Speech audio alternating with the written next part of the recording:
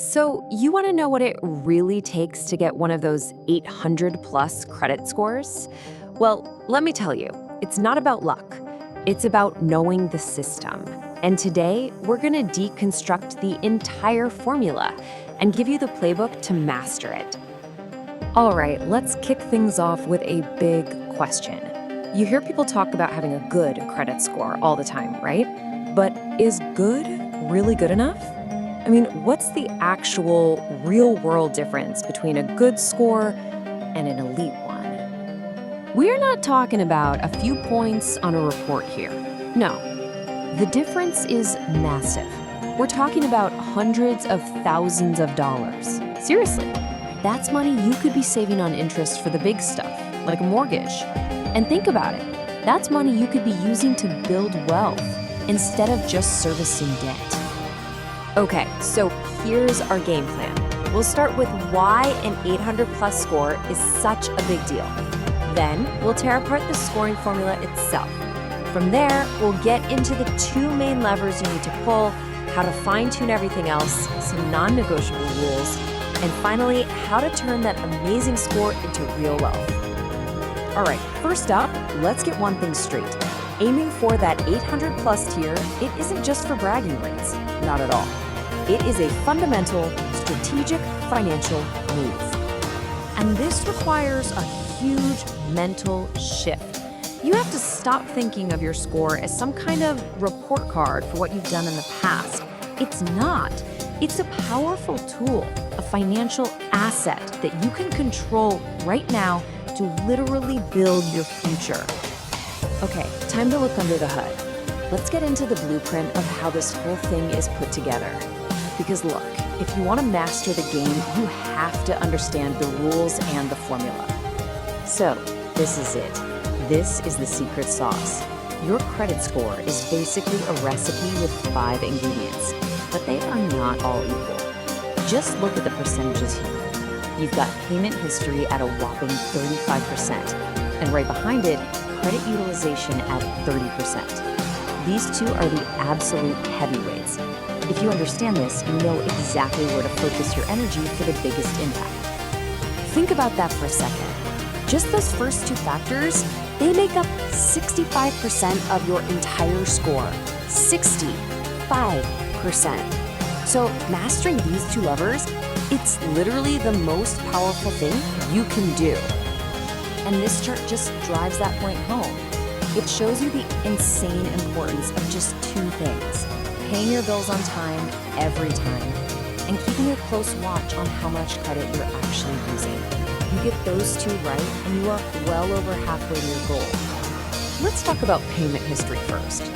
This is the bedrock, the foundation.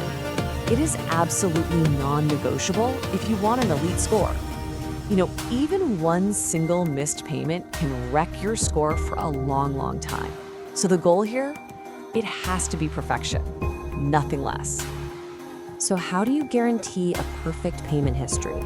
It's not about trying harder or having more willpower. No, it's about designing a system that can't fail.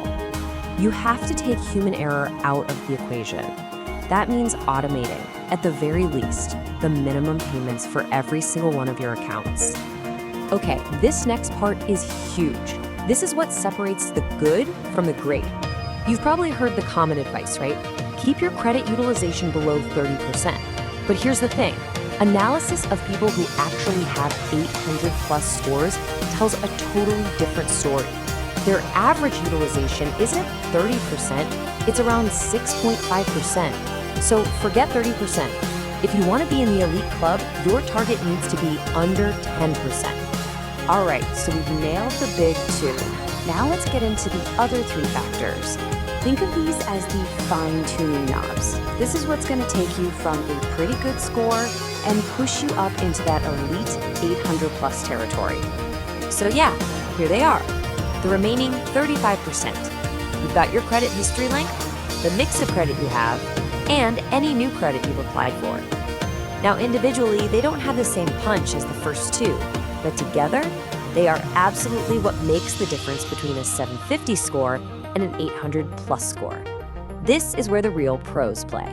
First up, credit history length. Basically, the system rewards you for being in the game for a long time and managing your credit consistently. It's all about showing stability and trustworthiness over years, which means, yeah, patience is a really big part of building an amazing score. Next is credit mix, and this one's a little counterintuitive. You'd think having less debt is always better, right? But the model actually wants to see that you can responsibly handle different types of debt. So things like revolving credit, think credit cards, and installment loans, like a mortgage or a car loan. Juggling both successfully shows lenders you've got real financial maturity. And what about applying for new credit? Well, every time you do that, it creates something called a hard inquiry on your report.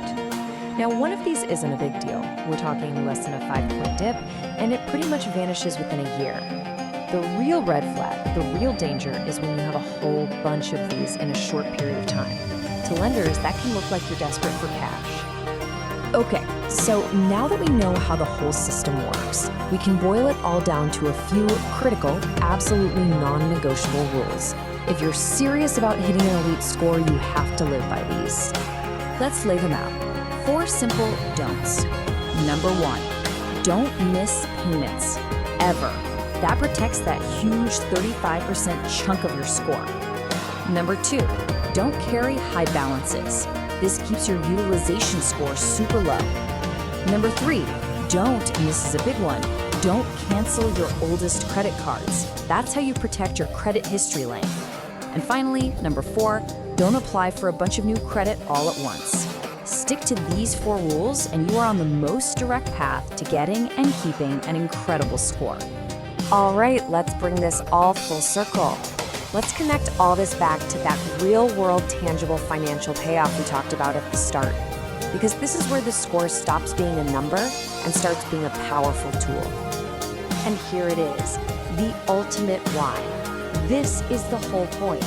A top-tier score gets you much, much lower interest rates. That means you pay less to borrow money. That difference, that's capital you can now use for investing, for building your wealth, instead of just handing it over in interest payments. Look, a high score gives you options. It gives you leverage. While it's true you can get some investment loans with lower scores, an elite score unlocks the absolute best terms. It just makes the whole process of using leverage to build wealth, say through real estate, so much cheaper and easier. So what's the one thing to take away from all of this? It's this. Your credit score isn't some passive grade that just happens to you. You have to start treating it like what it is, an active, powerful financial asset.